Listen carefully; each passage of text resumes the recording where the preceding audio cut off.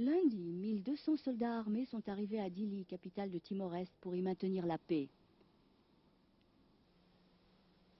La mission de la Force internationale des Nations Unies, ou Interfet, est de rétablir la sécurité, d'aider les réfugiés et de faire respecter les résultats du référendum en faveur de l'indépendance. Dans les heures qui ont suivi leur arrivée, les soldats contrôlaient l'aéroport et le port de Dili.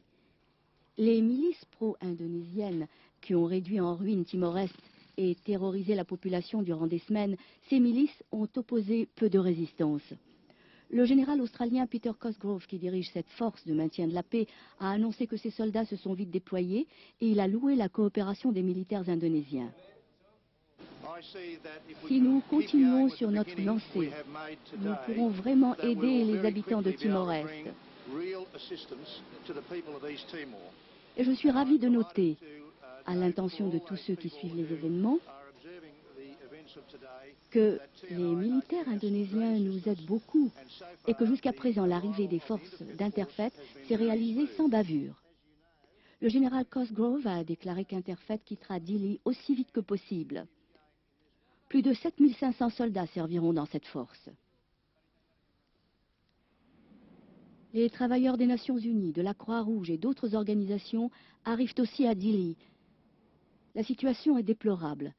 Pénurie de denrées alimentaires, pénurie d'eau et risque de maladie à cause de mauvaises conditions sanitaires.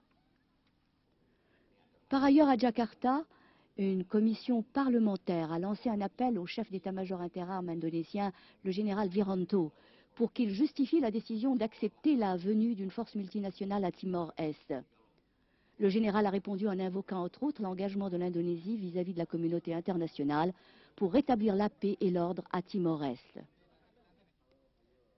Le haut-commissaire des Nations Unies pour les réfugiés, Sadako Ogata, a rencontré le président indonésien Habibie après sa tournée dans un camp de réfugiés à Timor-Ouest.